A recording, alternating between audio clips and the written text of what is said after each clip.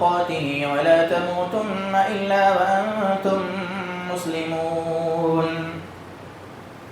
يا أيها الناس اتقوا ربكم الذي خلقكم من نفس واحدة وخلق منها زوجها وبث منهما رجالا كثيرا ونساء واتقوا الله الذي تساءلون به والأرحام إن الله كان عليكم رقيبا.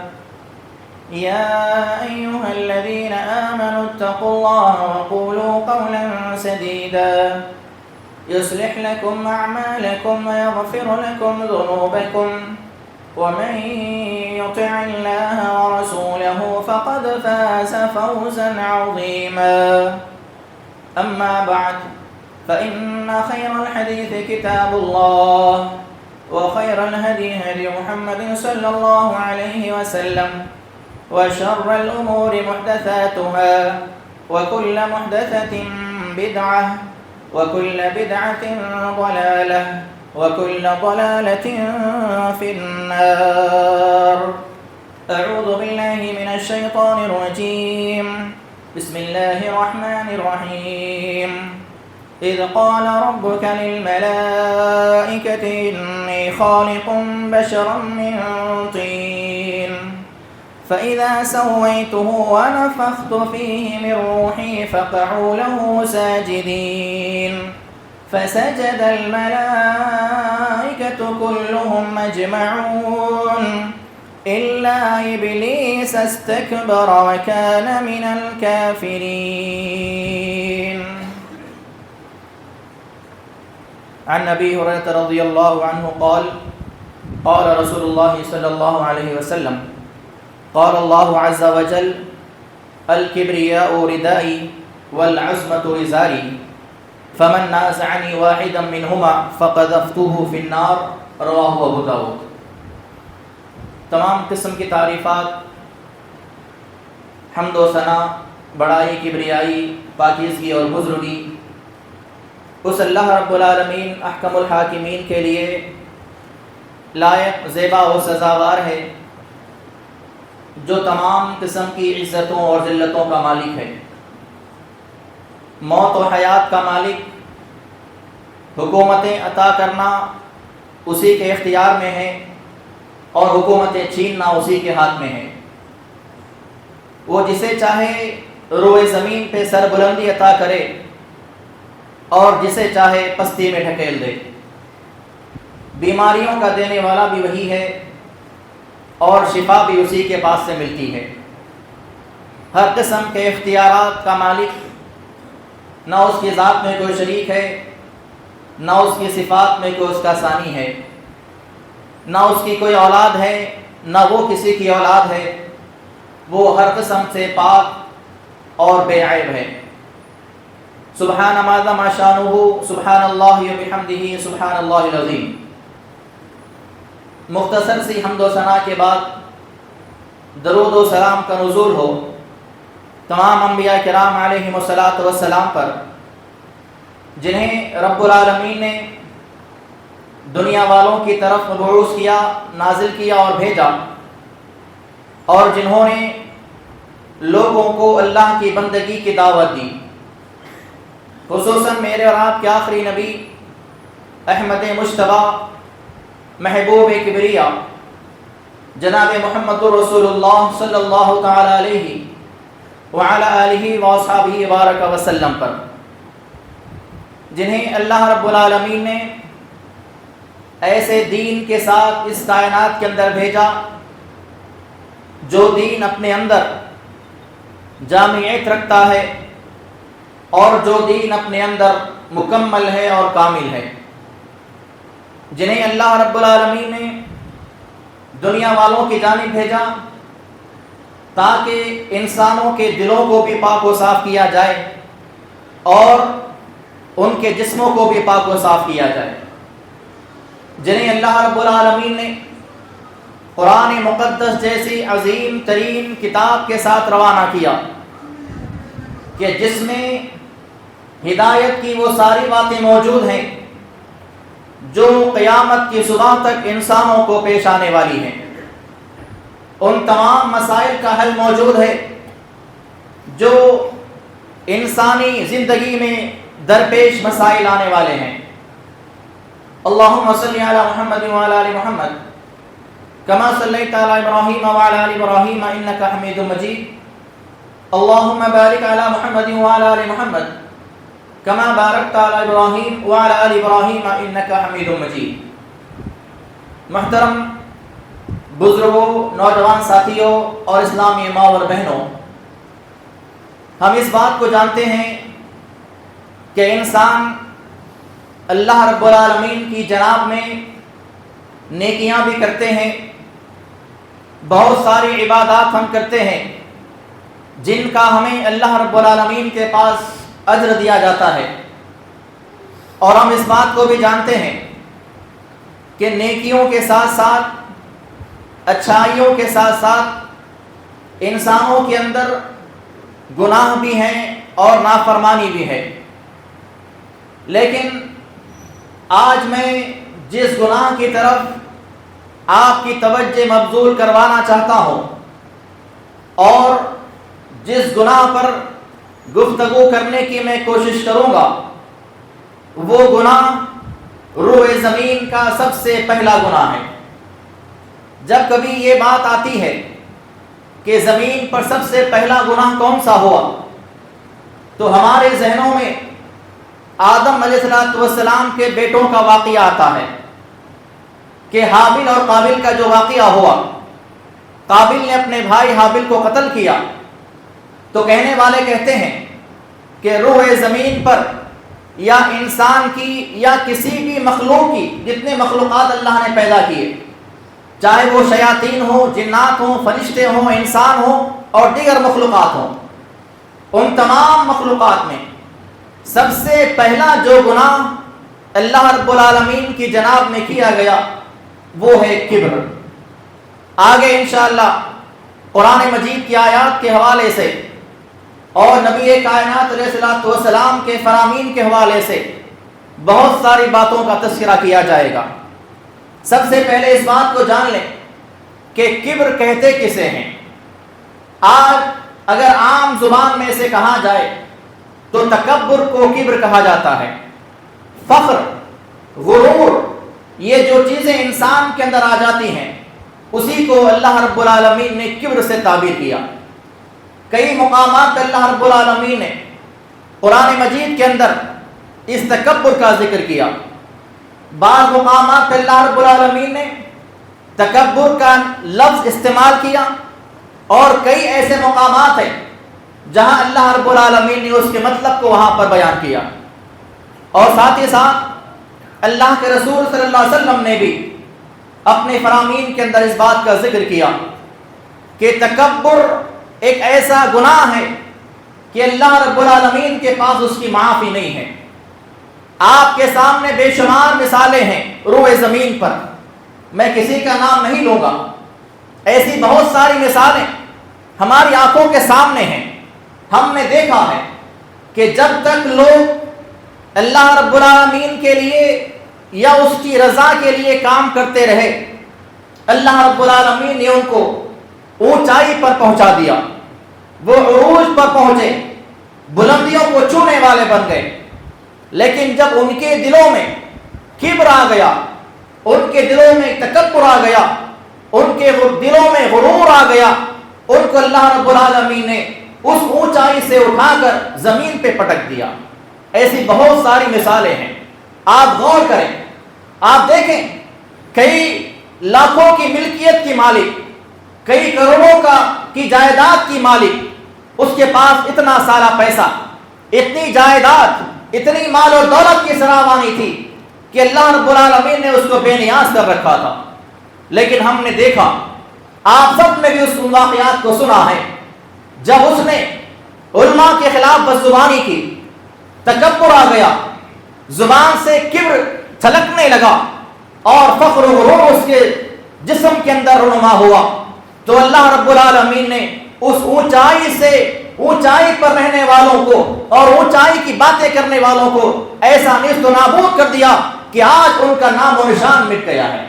یہ آج کے واقعات بتا رہا ہوں۔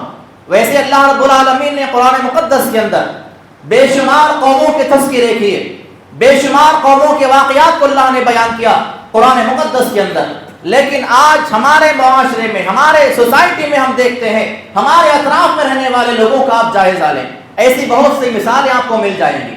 کل تک جن کے پاس مال تھا، جن کے پاس دولت تھی، جو لوگ دنیا پہ حکومت کرتے تھے، یا یوں کہہ لیجئے کہ سارے بڑے بڑے لوگ ان کے سامنے گھٹنے ٹیک دیتے تھے، اور آج ان کا حال یہ ہے، ان کا عالم یہ ہے کہ ان کو منہ چھپانے کے لیے جگہ نہیں ہے، انہیں سر چھپانے کے لیے کوئی مقام ان کو نہیں ملتا ہے۔ تو تکبر ایسا گناہ ہے کہ اللہ رب العالمین دنیا کے اندر ہی اس کی سزا دے دیتا ہے۔ ویسے بے شمار گناہ ہیں، کئی قسم کے گناہ ہیں جن کا اللہ رب العالمین انسان کو روئے زمین پر زندگی میں ہی اس کا بدلہ دیا جاتا ہے، لیکن اللہ تعالیٰ چاہے تو اس کو معاف بھی کر دیتا ہے۔ لیکن تکبر ایسا گناہ ہے کہ اللہ تعالیٰ زندگی کے اندر ہی ہماری آنکھوں کے سامنے اس کا نتیجہ آ جاتا ہے اور اس کا رزلٹ آ جاتا ہے۔ تو اصل میں کبر اور تکبر جو ہے یہ اللہ کو سخت ترین جو ہے ایسے گناہ ہیں جو اللہ کو ناپسند ہے۔ اور کبر کی تعریف کیا ہے؟ تکبر کہتے کسے ہیں؟ اللہ کے رسول صلی اللہ علیہ وسلم نے ایک حدیث میں اس کی تعریف بیان فرمائی اور کہا کہ الکبر بطر الحق وغمط الناس، تکبر کہا جاتا ہے کہ حق بات کو قبول نہیں کرنا اور لوگوں کو حقیر سمجھنا۔ جب ان کے سامنے حق بات آ جائے، اللہ رب العالمین کی بات کسی کے سامنے پہنچا دی جائے کہ اللہ رب العالمین کا فرمان ایسا ہے، تمہارے اعمال ایسے ہیں، اللہ کے رسول کی تعلیمات ایسی ہیں، تمہارے اعمال ایسے ہیں، جب حق بات ان کے سامنے کھول کھول کے بیان کر دی جائے اس بات کو نہ مانیں، حق بات کو ماننے سے اعراض کریں، حق بات قبول کرنے سے تکبر میں آ جائیں اور اس بات کو نہ مانیں، یہ تکبر کی پہلی علامت ہے۔ اور دوسری علامت یہ ہے تکبر کی، اس کی پہچان ہے، اس کی تعریف یہ ہے کہ لوگوں کو حقیر سمجھنا۔ ارے میرے پاس اللہ نے مال دیا ہے، میں مالدار آدمی ہوں، میں کس کو کیوں جو ہے اس کے پاس جاؤں، مجھے اللہ نے دولت سے نوازا ہے، میں اپنے کم تر بھائی کو کیوں پوچھوں اور میں اس کے پاس کیوں جاؤں۔ یہ لوگوں کو حقیر سمجھنا، لوگوں کو کم تر جاننا، یہ تکبر کی دوسری تعریف ہے۔ تو حق بات کو قبول نہیں کرنا اور لوگوں کو حقیر سمجھنا، یہ تکبر کی تعریف اللہ کے رسول نے بیان فرمائی ہے اور یہ صحیح مسلم کی حدیث ہے۔ اس کے علاوہ متکبر اللہ رب العالمین کے ناموں میں سے ایک نام ہے، کبیر اللہ رب العالمین کے ناموں میں سے ایک نام ہے، ذوالکبریاء اللہ رب العالمین کے ناموں میں سے ایک نام ہے۔ آپ اللہ اکبر کہتے ہیں، اللہ اکبر کا مطلب کیا ہے؟ اکبر کے معنی سب سے بڑا، اب اس کے بعد دنیا میں کوئی نہیں ہے، نہ زمین میں ہے، نہ آسمان میں ہے، نہ ہواؤں میں ہے، نہ سمندر میں ہے، سب سے بڑی ذات اگر کسی کی ہے تو وہ اللہ کی ہے، اسی لیے اکبر کہا جاتا ہے۔ کبر کبرا سے نکلا ہے کہ سب سے بڑا اگر کسی چیز کو بتلانا ہوتا ہے عربی زبان کے اندر تو ایسے صیغے اور ایسے جملے استعمال کیے جاتے ہیں۔ اکبر کے معنی سب سے بڑا، افضل کے معنی سب سے زیادہ فضیلت والا، اب اس کے بعد کوئی نہیں ہے۔ تو اللہ اکبر کا مطلب ہے اللہ رب العالمین سب سے بڑا ہے، اور یہ جملہ بھی کبر سے نکلا ہے۔ تو اللہ تعالیٰ کے یہ تمام نام ہیں۔ اس کے علاوہ اللہ رب العالمین کے فرمایا حدیث قدسی کے اندر، اللہ کے رسول نے فرمایا کہ اللہ تعالیٰ فرماتا ہے قال اللہ عز وجل الکبریاء ردائی، کبر تکبر یہ میری چادر ہے، یہ اللہ کا فرمان ہے۔ اللہ کے رسول نے فرمایا کہ اللہ تعالیٰ فرماتا ہے، صحیح بخاری کی حدیث ہے، اور اس کے علاوہ ابو داؤد کے اندر بھی روایت موجود ہے، اللہ تعالیٰ نے فرمایا کہ الکبریاء ردائی، تکبر میری چادر ہے، والعظمت ازاری، اور بڑائی یہ میرا تہبند ہے۔ پھر آگے اللہ رب العالمین نے فرمایا فمن نازعنی واحدا منہما، جو ان دونوں میں سے کسی ایک چیز کو مجھ سے چھیننا چاہے گا فقذفتہ فی النار، اس کو میں جہنم میں داخل کر دوں گا۔ تکبر اللہ رب العالمین کی صفت ہے۔ انسان تکبر کس بات پہ کرتا ہے؟ اس کی پیدائش پہ آپ غور کریں، انسان پیدا کیسا کیا گیا؟ ایک حقیر نطفے سے انسان کی پیدائش ہوئی، پھر تکبر کس بات کا ہے؟ انسان ایک معمولی مٹی کا بنا ہوا ہے، پھر تکبر کس بات پہ ہے؟ ذرا سی مار لگ جاتی ہے، انسان واویلا مچا دیتا ہے، تکلیف میں آ جاتا ہے اور پریشان ہو جاتا ہے، پھر تکبر کس بات کا ہے؟ تھوڑا سا کہیں پر گر گئے، ہاتھ ٹوٹ گیا، فریکچر آ گیا، ہڈی جو ہے ہمیشہ کے لیے کمزور پڑ جاتی ہے اور دوبارہ اس طرح سے کام نہیں کرتی جس طرح سے انسان کے پہلے کام کرتی تھی، پھر تکبر کس بات کا ہے؟ اور انسان کی جان اتنی کمزور ہے کہ اگر کچھ دیر کے لیے ہم سانس کو روک لیں انسان کی موت واقع ہو جاتی ہے، پھر تکبر کس بات کا ہے؟ یہ دیا ہوا مال اللہ کا ہے، یہ دی ہوئی صحت اللہ کی ہے، یہ ساری نعمتیں اللہ نے عطا کی ہے، ہمارا اس میں کیا جو ہے، ہماری اس میں کیا شان ہے اور ہمارا اس میں کیا حق ہے؟ پھر انسان تکبر کیوں کرے؟ تکبر وہ کرے جس کے پاس سب کچھ ہے اور جو ساری کائنات کو سنبھالنے والا ہے، اور یہ کون ہے؟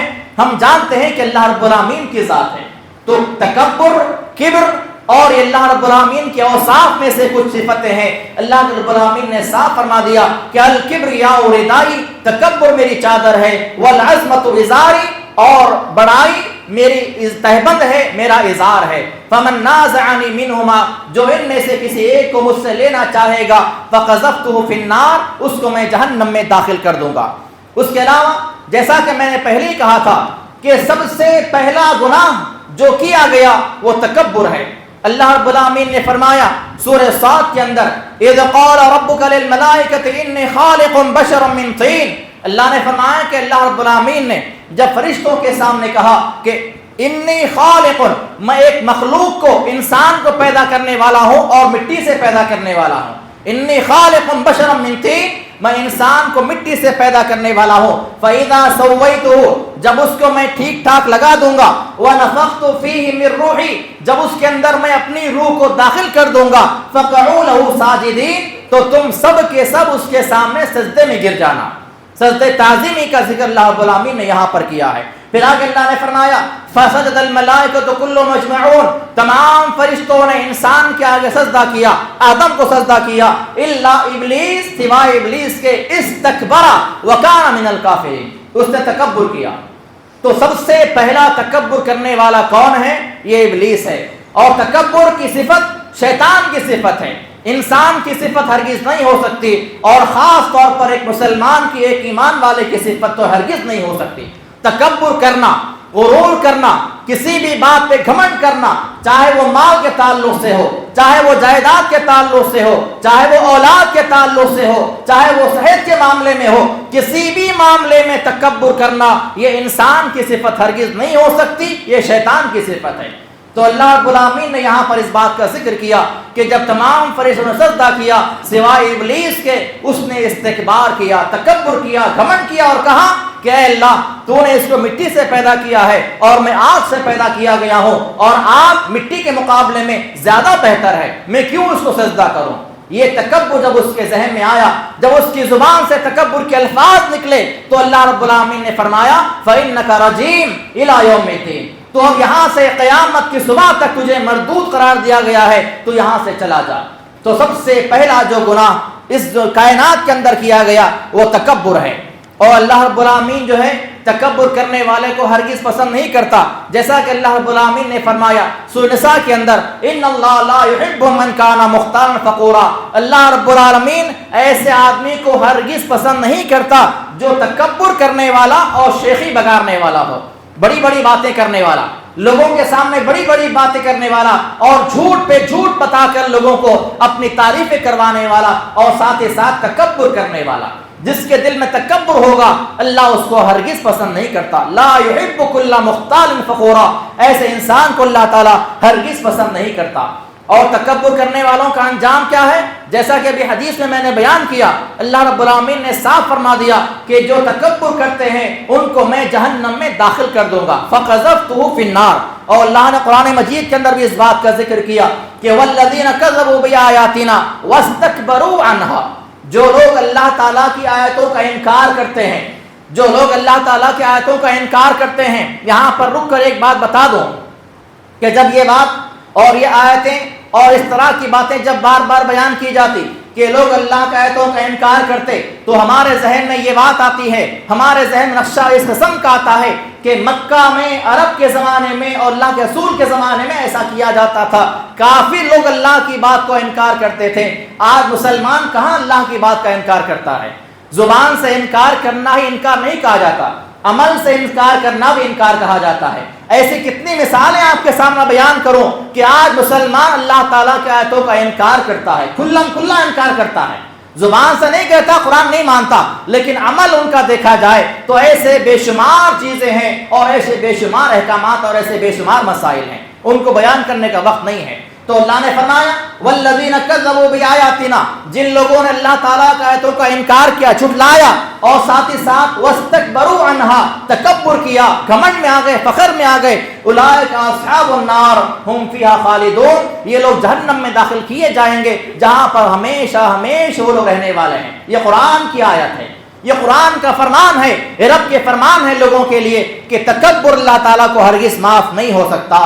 اس کے علاوہ حدیث میں آتا ہے، صحیح مسلم کی روایت آپ نے فرمایا کہ لا يدخل الجنۃ من کان فی قلبہ مثقال ذرۃ من کبر، جس آدمی کے دل میں ذرہ برابر بھی، اور بعض روایات میں آتا ہے رائی کے دانے کے برابر، جس آدمی کے دل میں ذرہ برابر بھی کبر ہوگا، تکبر ہوگا، گھمنڈ ہوگا، وہ جنت میں داخل نہیں کیا جائے گا۔ اگر بغیر توبہ کیے مر گیا، تکبر کرتا رہا، گھمنڈ میں آیا، فخر کرتا رہا اور بغیر اللہ سے توبہ کیا مر گیا، تو ہرگز وہ جنت میں داخل نہیں کیا جائے گا، نبی کا فرمان ہے۔ اس کے علاوہ اللہ رب العالمین نے فرمایا قرآن مجید کے اندر کہ جو متکبر ہوتے ہیں، تکبر کرنے والے لوگ ہوتے ہیں، ایسے لوگوں کے لیے آسمان کے دروازے ہرگز نہیں کھولے جائیں گے، جیسا کہ اللہ نے سورہ اعراف میں ارشاد فرمایا ان الذین کذبوا بآیاتنا واستکبروا عنہا، جو لوگ اللہ کی آیتوں کو جھٹلاتے ہیں، واستکبروا اور تکبر کرتے ہیں، گھمنڈ کرتے ہیں، لا تفتح لهم ابواب السماء، ایسے لوگوں کے اللہ تعالیٰ آسمان کے دروازے نہیں کھولتا، ولا يدخلون الجنۃ حتى يلج الجمل في سم الخياط، اور ایسے لوگ جنت میں داخل نہیں کیے جائیں گے یہاں تک کہ سوئی کے سوراخ میں سے اونٹ نہ گزر جائے۔ قرآن کی آیت ہے، اللہ نے صاف کھلم کھلا واضح طور پہ سمجھا دیا کہ جو تکبر کرنے والے لوگ ہیں، ایسے لوگوں کے لیے اللہ تعالیٰ آسمان کے دروازے نہیں کھولتا، اور ایسے لوگ جنت میں اس وقت تک داخل نہیں کیے جائیں گے جب تک کہ ایک معمولی سوئی کے سوراخ میں سے اونٹ نہ گزر جائے۔ تو کیا ایک عقل مند آدمی اس بات کو سمجھ سکتا ہے کہ ایک معمولی سوئی کے سوراخ میں سے اونٹ کیسے گزرے گا؟ یہ ناممکن بات ہے اور یہ بالکل محال بات ہے۔ تو اللہ نے مثال کے ذریعے سمجھایا، جیسا کہ سوئی کے سوراخ میں سے اونٹ کا گزرنا ناممکن ہے، ایسا ہی تکبر کرنے والا جنت میں جانا، داخل ہونا اس کا ناممکن ہے۔ اور آگے اللہ نے فرمایا کہ کذالک نجزی المجرمین، اللہ تعالیٰ مجرموں کو ایسا ہی بدلہ دیا کرتا ہے۔ یہاں پر مفسرین نے تین باتوں کو بیان کیا۔ آسمان کے دروازے نہیں کھولے جائیں گے، اس سے مراد یا تو ان کے اعمال آسمان پر نہیں پہنچائے جائیں گے، انسان جو بھی عمل کرے گا، تکبر کرتے ہوئے انسان نمازیں پڑھتا ہے، تکبر میں رہتا ہوا انسان روزے رکھتا ہے، تکبر میں رکھتے ہوئے انسان جو ہے نیک اعمال کرتا ہے، تو یہ جو اس کے نیک اعمال ہیں آسمان تک جب وہ لے جایا جائے گا تو وہاں سے اللہ تعالیٰ کے فرشتے اس کو زمین پر پھینک دیں گے اور ان کے لیے آسمان کے دروازے نہیں کھولے جائیں گے۔ حالانکہ ہونا یہ چاہیے کہ انسان کا ہر نیک عمل اللہ کی بارگاہ میں پہنچایا جاتا ہے اور ہمارے نام اعمال لکھا جاتا ہے، لیکن تکبر کرنے والوں کے اعمال کو اللہ تعالیٰ، اللہ کے فرشتے آسمان تک لے جائیں گے، لیکن وہاں پر جو آسمان کے دروازوں پر موجود فرشتے ہیں وہ دروازے نہیں کھولیں گے اور وہاں سے ان کے اعمال کو زمین پر پھینک دیا جائے گا۔ اور اس کے علاوہ دوسرا جو اس کا مطلب مفسرین نے بیان کیا وہ یہ کہ جو تکبر کرتا ہوا زمین میں مر جائے گا، تکبر کی حالت میں اس کا انتقال ہو جائے گا، تو اس کی روح قبض کرنے والے فرشتے جب روح قبض کر کے لے جائیں گے، حالانکہ وہ اللہ کو ماننے والا تھا، ایمان والا تھا، ساری قرآن آیات کا جو ہے ایمان رکھنے والا، نبی پر ایمان رکھنے والا، ساری باتیں اس کے پاس موجود تھی، لیکن تکبر تھا، گھمنڈ تھا، تو ایسے لوگوں کی روحوں کو اللہ کے فرشتے جب آسمان تک لے جائیں گے تو وہاں سے آسمان کے جو دروازوں پر فرشتے متعین ہیں وہ دروازے نہیں کھولیں گے اور وہیں سے ان کو روح کو زمین پر پھینک دیا جائے گا، جو کہ ساتوں زمینوں کے نیچے دفن کر دی جائے گی۔ یہ دوسرا مطلب ہے۔ اور تیسرا مطلب اس آیت کریمہ کا یہ ہے کہ انسان جو بھی دعا کرے گا، جس کے اعمال میں تکبر ہوگا، جو تکبر کرے گا، گھمنڈ کرے گا، اس کی کوئی دعا اللہ کے پاس نہیں پہنچے گی، اس کی ساری دعائیں رد کر دی جائیں گی، اگرچہ کہ وہ بڑا نیک ہے، ساری چیزیں اس کے صحیح ہیں، لیکن تکبر کی وجہ سے، گھمنڈ کی وجہ سے، فخر کی وجہ سے اس کی دعاؤں کو اللہ تعالیٰ رد کر دے گا۔ اور بعض علماء نے کہا کہ یہ تینوں باتیں اس کے اندر شامل ہیں، یا تو اس کے اعمال بھی اللہ کے پاس نہیں پہنچائے جائیں گے، جب مر جائے گا اس کی روح کو اللہ کے پاس نہیں پہنچایا جائے گا، آسمان سے پھینک دیا جائے گا، اور دعائیں جب وہ کرے گا تو اس کی دعاؤں کو اللہ تعالیٰ رد کر دے گا۔ تو یہ تکبر کرنے والوں کا انجام ہے، یہ کبر کرنے والوں کا انجام ہے۔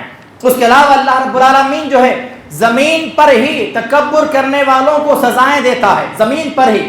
آسمان پہ قیامت کے دن جو فیصلے ہوں گے تو وہ اللہ کے اختیار کی بات ہے، لیکن روئے زمین پر بھی تکبر کرنے والوں کو اللہ تعالیٰ عذاب میں مبتلا کر دیتا ہے، ان پہ زمین پر بھی اللہ تعالیٰ عذاب نازل فرماتا ہے، جیسا کہ اللہ نے سورہ اعراف میں ارشاد فرمایا فَأَرْسَلْنَا عَلَيْهِمُ الطُّوفَانَ وَالْجَرَادَ وَالْقُمَّلَ وَالضَّفَادِعَ وَالدَّمَ آیات مفصلات فاستکبروا وکانوا قوما مجرمین۔ اللہ نے فرمایا کہ اللہ تعالیٰ نے موسیٰ کی قوم کے اوپر پہلے طوفان کا عذاب نازل کیا، بنی اسرائیل پہ پہلے طوفان کا عذاب آیا، جب کبھی ان پہ کوئی عذاب آتا تو وہ نبی کے بارگاہ میں آتے اور کہتے کہ اے موسیٰ ہم پہ عذاب آیا ہوا ہے، اللہ سے دعا کرو، ہم جب عذاب ٹل جائے گا ہم اللہ پر ایمان لانے والے بن جائیں گے۔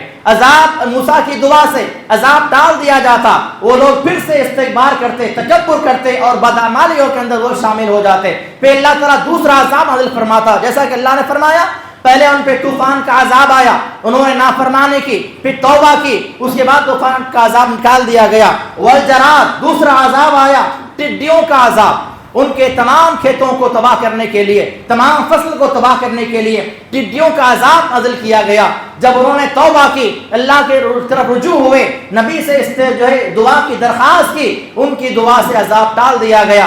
پھر تیسری مرتبہ نافرمانی کی، والقمل جوؤں کا عذاب آیا، ان کے کپڑوں میں جو، ان کے بستر میں جو، ان کے تمام لباس میں جو، جہاں پر بیٹھتے تھے جوؤں کا عذاب آ گیا، پھر یہ عذاب ہٹا دیا گیا۔ اس کے بعد جو ہے وہ ضفادع مینڈک کا عذاب آیا، آدمی کھانا کھانے بیٹھا ہے، اس کے کھانے میں مینڈک آ جاتا ہے، آدمی سو رہا ہے، اس کے بستر میں مینڈک کا جو ہے مینڈک کی جمگٹا ہے، سارے مینڈک اس کے پاس پھیلے ہوئے ہیں، یہ عذاب نازل کیا گیا۔ پھر اس کے بعد یہ بھی عذاب ہٹا لیا گیا۔ اس کے بعد خون کا عذاب آیا، والدم خون کا عذاب۔ ایک بنی اسرائیل کا آدمی ہاتھ میں گلاس پکڑتا، اس میں پانی بھرتا، جب تک پانی گلاس میں ہے وہ پانی ہے، لیکن جیسے ہی پینے کے لیے قریب لے کر آتا وہ خون بن جایا کرتا تھا، ان کے تمام ندی خون ہو گئی تھی، ان کے تالابوں میں خون جمع ہو گیا تھا، یہ اللہ کا عذاب آیا تھا۔ یہ سارے عذابات دنیا میں کیوں اتارے گئے اس کا اللہ نے آگے بیان فرمایا اور کہا آیات مفصلات، یہ کھلے کھلے معجزے تھے، فاستکبروا، اس لیے کہ انہوں نے استکبار کیا تھا اور تکبر کیا تھا۔ تو تکبر کی وجہ سے اللہ تعالیٰ زمین پر بھی عذاب اتار دیتا ہے اور انسان کو تباہ کر دیتا ہے، انسان کو ہلاک کر دیا جاتا ہے۔ اس کے علاوہ تکبر کرنے والوں کا انجام کیا ہوگا؟ تکبر کرنے والے قیامت کے دن قارون کے ساتھ ہوں گے، شداد کے ساتھ ہوں گے، حامان کے ساتھ ہوں گے، فرعون کے ساتھ ہوں گے۔ ان کا گناہ کیا تھا؟ فرعون کا کیا گناہ تھا؟ فرعون نے گناہ یہ کیا تھا، اس نے خدائی دعویٰ کیا اور تکبر میں آ گیا تھا۔ قارون نے کیا کیا؟ قارون نے کہا جو موسیٰ علیہ السلام کی قوم کا تھا لیکن فرعون کا وزیر تھا، اس نے کہا کہ اے موسیٰ میں دیکھتا ہوں کہ تمہارا رب کہاں رہتا ہے، لہذا وہ آسمان پہ چڑھنے کی کوشش کرنے لگا، تکبر میں آ گیا۔ تو اللہ نے ان کا ذکر کیا قرآن مجید کے اندر اور کہا کہ فاستکبروا فی الارض، ان تمام نے زمین میں تکبر کیا تھا۔ اللہ نے نام لے لے کے بیان کیا، قارون کا نام ہے، فرعون کا نام ہے، حامان کا نام ہے، اور تمام کے نام لینے کے بعد اللہ نے فرمایا فاستکبروا فی الارض، ان تمام لوگوں نے زمین میں تکبر کیا تھا، اس لیے ان کو اللہ نے ہلاک کر دیا۔ کسی کو پانی میں ڈبا کے ہلاک کیا گیا، کسی کو زمین میں دھسا کے ہلاک کر دیا گیا، مختلف عذابات کے ذریعے ان کو اللہ نے ہلاک کر دیا اور تباہ کر دیا۔ اس کے علاوہ اللہ کی ذات میں تکبر کرنے والے، استکبار کرنے والے اور گھمنڈ کرنے والے دو لوگ ہوتے ہیں، دنیا میں اللہ ان کو عذاب کیسے دیتا ہے اس سے ایک مثال سے اللہ کے رسول نے ارشاد فرمایا کہ صحیح بخاری کے اندر حدیث آتی ہے کہ ایک آدمی جو ہے اللہ کے نبی کی بارگاہ میں بیٹھا ہوا ہے اور اپنے بائیں ہاتھ سے کھانا کھا رہا ہے۔ اللہ کے نبی کے سامنے بیٹھا ہوا ہے اور اپنے لیفٹ ہینڈ سے اپنے بائیں ہاتھ سے کھانا کھا رہا ہے. آپ نے اس سے فرمایا کل بیمینک، اے میرے بھائی اپنے دائیں ہاتھ سے کھانا کھاؤ. تو اس نے تکبر میں آ کے کیا کہا؟ لا استطیع، میں ایسا نہیں کروں گا.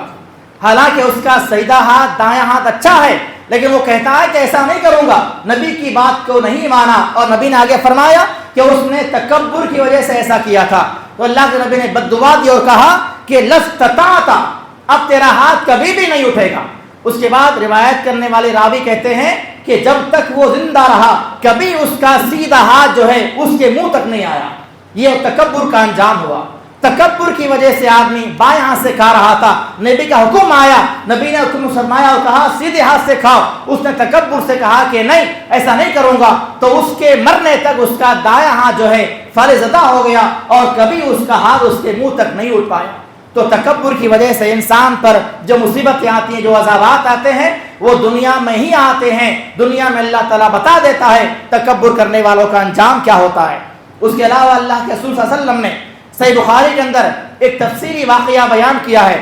اس کے اندر بھی تکبر کا ذکر ہے اور تکبر کا اس میں اللہ کے رسول نے واقعہ بیان کیا کہ اللہ کے رسول نے فرمایا اللہ تعالیٰ نے 3 لوگوں کا امتحان لینا چاہا، جن میں سے ایک آدمی برس والا تھا جس کے جسم پہ وائٹ دھبے تھے، سفید پیچز تھے.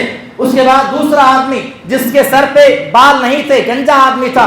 تیسرا آدمی نابینا تھا. اللہ کے رسول نے فرمایا کہ اللہ تعالیٰ نے ان 3 لوگوں کا امتحان لینا چاہا، لہذا فرشتہ پہلے برس والے کے پاس آتا ہے، اس سے کہتا ہے کہ تجھے کیا چاہیے. اس نے کہا کہ میرا جسم جو ہے خراب ہے، اسکن پوری خراب ہے، سفید دھبے جگہ جگہ لگے ہوئے ہیں، لوگ مجھ کو دیکھتے ہیں تو ناپسند کرتے ہیں، میں چاہتا ہوں کہ میرا جسم اچھا ہو جائے، میں صحت مند ہو جاؤں. اس فرشتے نے دعا دی اور کہا کہ اللہ تعالیٰ شفا عطا فرما دے. جسم پہ ہاتھ پھیر دیا، اس کا جسم پورا صحیح ہو گیا. اس کے بعد سوال کیا گیا مال میں کیا چاہیے. کسی نے اونٹ کا سوال کیا، کسی نے گائے کا سوال کیا، کسی نے بکریوں کا سوال کیا. الغرض یہ تینوں کے حالات کو اللہ کے رسول نے بیان فرمایا. اس کے بعد نبی نے فرمایا کہ کئی مدتوں کے بعد یہ تینوں کو مال دے دیا گیا. کسی کو اونٹ دیے، کسی کو گائے دی، کسی کو بکریاں دے. اس کے بعد کئی مدتوں کے بعد وہی فرشتہ ایک انسان کی شکل میں آیا اور مسافر کے بھیس میں آ کے پہلے برس والے کے پاس آیا. اس سے کہا کہ اے میرے بھائی میں مسافر ہوں، تیرے پاس اللہ نے اتنا مال دیا ہے، تو مالدار ہے، اور تو اپنے اس زمانے کو یاد کر جب تو بیمار رہا کرتا تھا. اللہ کے واسطے مجھے کچھ مال دے دے تاکہ میں مسافر ہوں، میری منزل تک میں پہنچ جاؤں.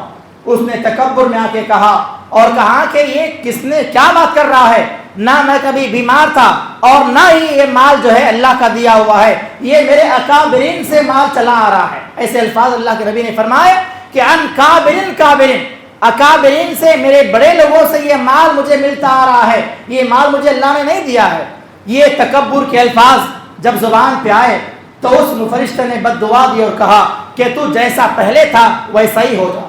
نبی نے فرمایا کہ آنن فانن، اسی سیکنڈ میں آدمی پھر دوبارہ اسی حالت پہ آ گیا جو پہلی حالت پہ تھا. اسی طرح کا معاملہ گنجے آدمی کے ساتھ بھی ہوا. اس نے بھی تکبر کیا، اس کے بھی مال کو ضائع کر دیا گیا، بیماری دوبارہ اس پر نازل کی گئی.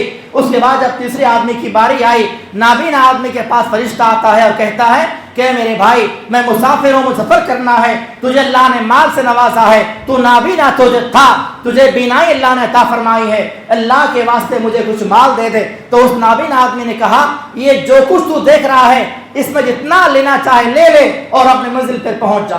اس کے بعد فرشتے نے اس بات کا ذکر کیا اور کہا کہ امسک مالکا، اے میرے بھائی تیرا مال تیرے پاس سلامت رکھ، تیرا مال تجھے سلامت رہے، میں اللہ کا فرشتہ ہوں. تم 3 لوگوں کو آزمایا گیا تھا جن میں سے تیرے 2 ساتھی ناکام ہوئے اور تو اللہ کے امتحان میں کامیاب ہو گیا. تو اس کے اندر بھی تکبر کی مثال ملتی ہے. انسان کے پاس جب مال آتا ہے تکبر بھی ساتھ میں آتا ہے. انسان کے پاس جب صحت آتی ہے تکبر بھی ساتھ میں لے آتی ہے. تو انسان کبھی تکبر نہیں کرنا چاہیے. انسان کو اللہ رب العالمین کو انسان کو تباہ کرنے کے لیے، انسان کو بیمار کرنے کے لیے ایک لمحہ نہیں لگتا. اللہ نے فرمایا کن، انسان ایک آنن فارن انسان بیمار ہو سکتا ہے، اس کے پاس موجود مال و دولت سب کچھ تباہ ہو سکتی ہے. تو تکبر کا انجام بہت زیادہ خطرناک ہے. تکبر کرنے والوں کو اللہ تعالیٰ دنیا کے اندر جو ہے سزائیں دیتا ہے اور آخرت کے اعتبار سے وہ لوگ جہنم میں داخل کیے جائیں گے۔ اس کے علاوہ اور بہت ساری مثالیں ہیں، بہت سارے واقعات ہیں اور بہت ساری قرآنی آیات ہیں جن میں اللہ رب العالمین نے تکبر کرنے سے روکا ہے۔ اللہ نے جگہ فرمایا وَلَا تَمْشِ فِي الْأَرْضِ مَرَحًا، زمین میں تکبر کے ساتھ نہ چلو، اکڑ کے نہ چلو، إِنَّكَ لَن تَخْرِقَ الْأَرْضَ وَلَن تَبْلُغَ الْجِبَالَ طُولًا، اس لیے کہ تکبر کرنے کی وجہ سے نہ تم زمین کو پھاڑ سکتے ہو اور نہ پہاڑ کی بلندی پر پہنچ سکتے ہو۔ تو تکبر کرنا یہ بہت بڑا گناہ ہے۔ کسی بھی معاملے میں تکبر اگر کیا جائے گا اللہ کو سخت ترین یہ ناپسند گناہ ہے۔ اللہ تعالیٰ ایسے لوگوں کو ناپسند کرتا ہے۔ دعا ہے کہ اللہ تعالیٰ جو خود بھی کہا گیا ہے کہنے والے کو سننے والوں کو ان تمام باتوں پر عمل توفیق عطا فرمائے۔ اے اللہ ہمارے اعمال کے اندر ذرا برابر بھی کسی قسم کا تکبر ہے، گھمنڈ ہے، فخر ہے، اے اللہ اس کو دور فرما دے۔ اے اللہ ہمیں مخلص بندے بنا دے، ہمارے اعمال میں اخلاص پیدا فرما، ہمارے نیک کاموں میں اخلاص پیدا فرما، ریاکاری سے، دکھلاوے سے، تکبر سے، ہر قسم کے گناہ سے ہم سب کی حفاظت فرما دے۔ اے اللہ جو مسلمان بیمار ہیں انہیں شفا کاملہ عاجلہ مستمر عطا فرما، جو مسلمان پریشانیوں میں ہیں، تکالیف میں گھرے ہوئے ہیں، اے اللہ ان تمام کے لیے نجات کے راستے فراہم فرما دے۔ اے اللہ تمام مسلمانوں کے ساتھ خیر کا معاملہ فرما، بھلائی کا معاملہ فرما۔ آمین۔ وقول قولی ھذا استغفر اللہ ولکم۔